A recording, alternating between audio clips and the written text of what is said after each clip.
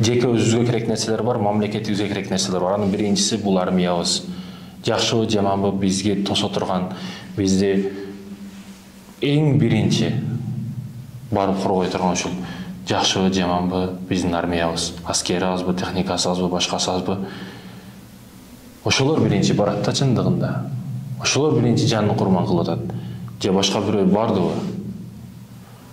Армиянын керек экендигине мына ушул нерсе, ушул гана коголам бизге мисал болуп берди.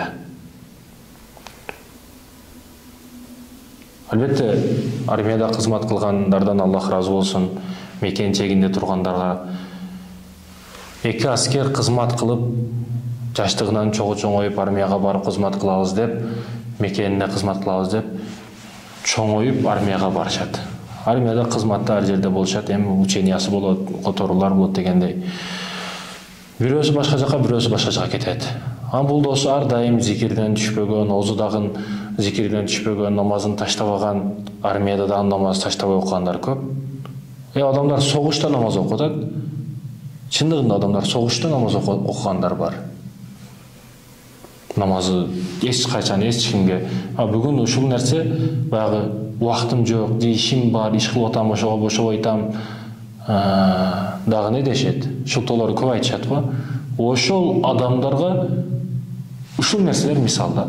Согуш үчүн да намаз окуп атат. Сенин калган жумушуң эч нерсе эмес да, чынбы? Согушта намаз окуп аткандан кийин жаны же ал жака бул жака болуп кала турган, секунд чечип кое турган учурда намаз окуп жатабы? Демек ал сенин жумушуң эч нерсе эмес бул жерде.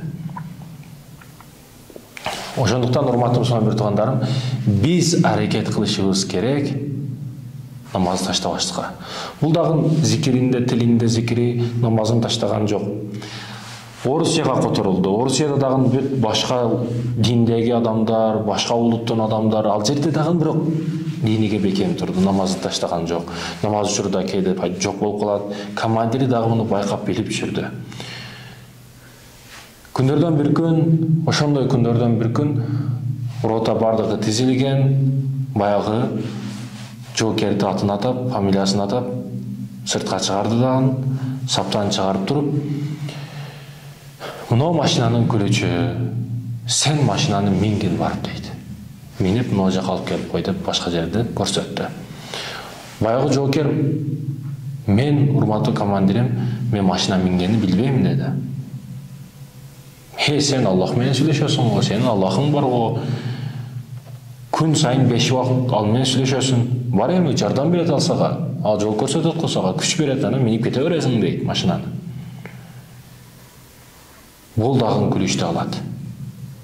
Ал жактагы ротадагылар бардыгы күлүп атат, бул дагы командир кошулуп кылып атат. Аллахым, бул башка диндегилердин алдында мени шерменде кылбагын, уят кылып койбогун деп келимени айтып, машинага жакындап барат дагы. Машинага отургандан кийин ауыз бисмилланы айтып туруп, машинаны күлүчүн баягы сала турган жерине салат. Бирок колдор титиреп, жакшы бура албайт. Бирок машина жанат.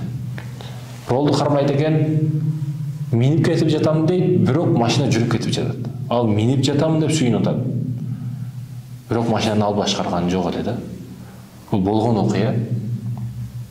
Машина керектүү жерине барып өзү токтойт.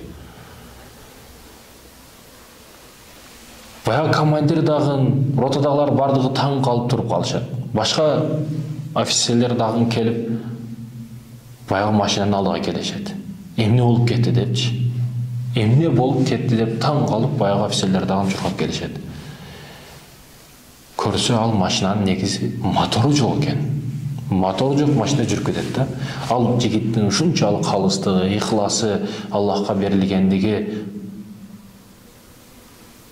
Баягы шагирттерден бирөөсү күн сайын ыстык суу даярдайт да устазына. Кээде устазына, кээде атасына деп келет. Устазына даярдайт. Күндөрдөн бир күн ыстык сууга даярдаганы мүмкүнчүлүк болбой калат. Уктап калат. Шашып турат дагы баягы каяктан ыстык суу табам, башка кылып, бул музак сууду чуркап, койнугуна бекитип, жылуу кыламын деп кучактап, эки жака чуркап жатып, устазы дагы туруп келип калат. Ұстазы келіп қалған учурда ұстазға кантип неме кылышты билбесем, баягы кумганды берсе, кумгандагы суу кайнап жатыптыр да.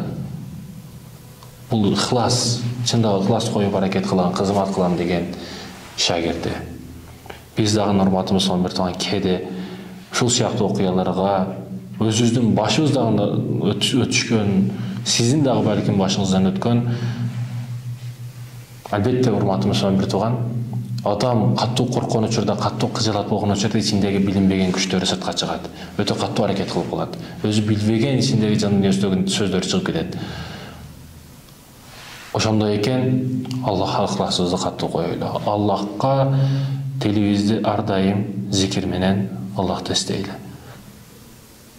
Мен өткөн окуялардан бирөөсүндө айттым.